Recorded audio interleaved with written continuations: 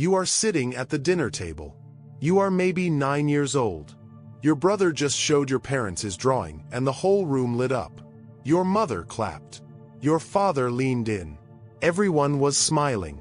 And you sat there, quiet, holding your own drawing, the one you worked on all afternoon. And something happened inside you in that moment that you did not have a name for yet. It was not exactly sadness. It was not exactly anger. It was something sharper than both.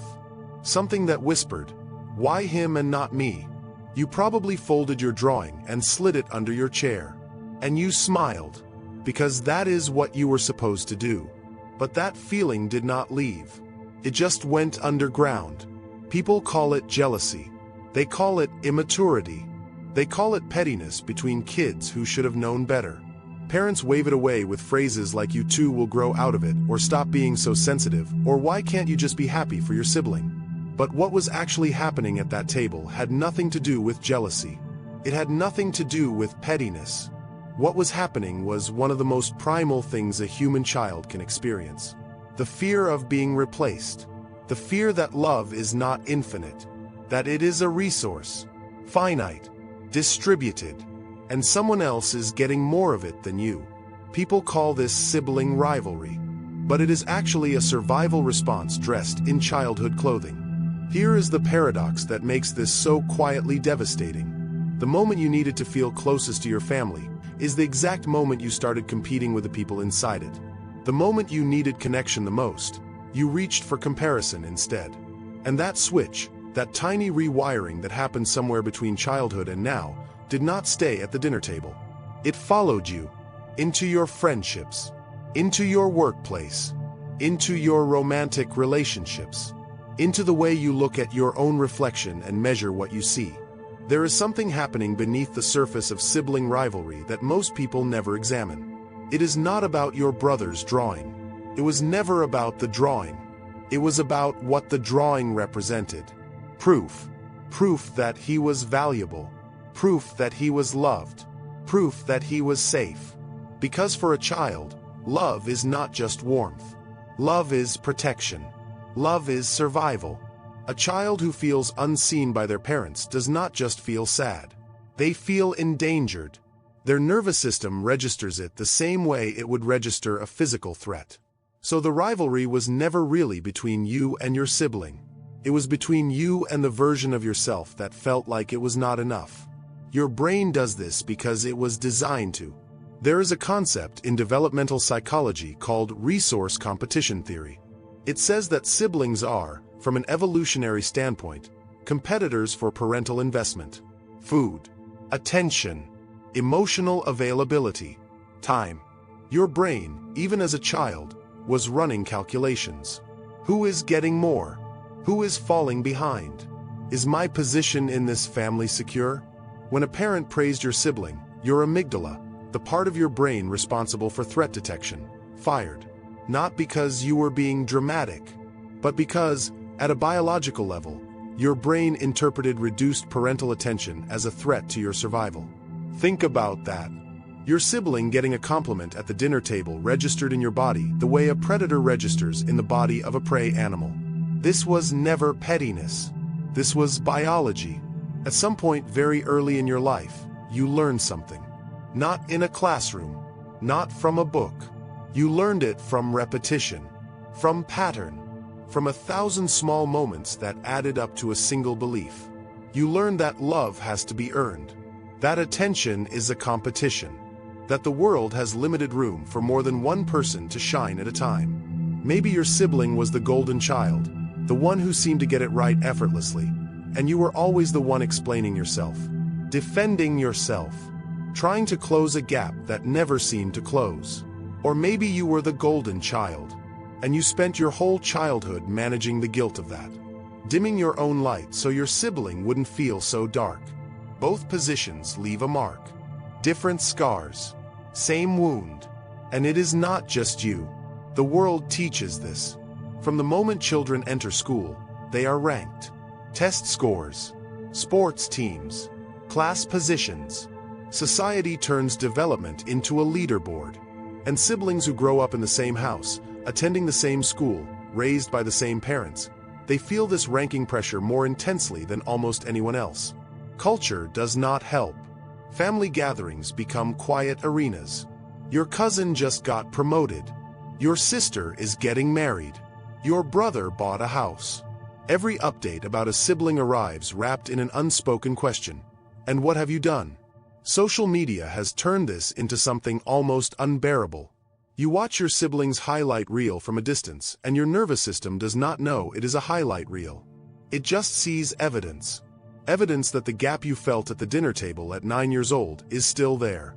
Still real. Still measuring you. And at some point, something shifts. Stops being something you feel. It becomes something you are.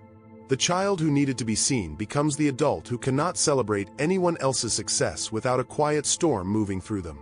The child who felt overlooked becomes the adult who overworks, overachieves, overexplains, always building a case for their own value. The internal voice that was once "why him and not me" becomes "I am never enough." And that voice does not announce itself. It just quietly shapes every decision you make, every relationship you enter, every room you walk into wondering where you rank. It stops being rivalry. It becomes identity. And here is the loop that makes it so hard to escape.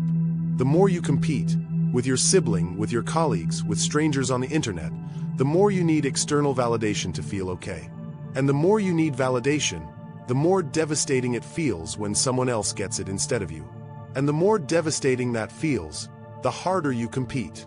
It is a wheel that never stops turning. And the faster it spins, the more exhausted you become. And the more exhausted you become, the more you withdraw. And when you withdraw, you lose the very connections that could have made you feel safe enough to stop competing in the first place. You built walls to protect yourself from the pain. And then the walls became the prison. Think of it like this. Sibling rivalry is a river that begins in childhood. Small, narrow, easy to step over, but it runs underground through your entire life. And by the time you are an adult, it has carved canyons you do not even remember making. You do not see the river anymore. You just wonder why the ground keeps shifting beneath your feet. Why certain friendships feel like competitions. Why a colleague's promotion leaves you hollow. Why you cannot fully celebrate your own wins without immediately measuring them against someone else's. Why intimacy feels dangerous. Why being truly seen, without armor, without achievement, without proof, feels almost impossible. The river did that. The one that started at the dinner table when you were 9. Now look at it from outside yourself for a moment. Think about your sibling. The one you competed with. The one you resented. The one you envied, or the one whose shadow felt suffocating. They were running the same calculations you were. Their amygdala was firing the same alarms. Their brain was watching the same resource, parental love, family attention, a sense of belonging, and measuring the same gap. They were not your enemy. They were a child in the same house, as confused and as frightened as you were, trying to make sense of the same impossible arithmetic. 2 children, 1 table, not enough applause to go around. And neither of them chose any of it. The solution is not to call your sibling and rehash every childhood wound. It is not to confront your parents about what they did or did not do. Those conversations have their place, but they are not the beginning. The beginning is something quieter, more internal, more honest. The solution is not comparison therapy. It is not achieving more so the gap finally closes. The psychological approach is this: you have to grieve the original loss, not the drawing, the need behind the drawing, the need to be seen, to be enough, to be loved without having to earn it. Because until you grieve that, you will keep trying to fill it with achievements, with approval, with winning comparisons that never actually satisfy. You will keep going back to a well that was never full to begin with, wondering why you are still thirsty. Grief is not weakness. In this context, grief is precision. It is finally putting your hand on the exact place that hurts instead of numbing it with another competition. This does not mean you are broken. It does not mean your family failed entirely. It does not mean the wound defines you. It means you were a child in an environment with limited emotional resources and you adapted. You built a system to survive that environment. A system that worked then. A system that is costing you now. The rivalry was never about your sibling. It was about you trying to find solid ground in a house where the ground kept moving. And you can find solid ground now. Not by winning, not by proving, but by finally understanding what you were actually looking for all along. You were never competing for the drawing. You were competing for the feeling that you mattered, that you were safe, that you were loved, and that feeling that has always been available to you. It just could not come from the place you were looking. If any part of this felt familiar, if you recognize yourself somewhere in that dinner table, in that loop, in that river running underground, I want you to sit with that for a moment. You do not have to fix it today. You just have to name it. Because naming it is the first thing that slows the river down. Tell me in the comments, which part of this hit closest to home? Was it the competition for approval? The loop that never ends? The moment it stopped being something you felt and became something you believed about yourself? I read every single one. And if someone in your life is living inside this quietly, a sibling, a friend, a partner who competes without knowing why, send this to them. Sometimes the most powerful thing you can give someone is a name for what they have been carrying. If you want to keep going deeper into the psychology underneath the relationships and patterns that shape your life, subscribe.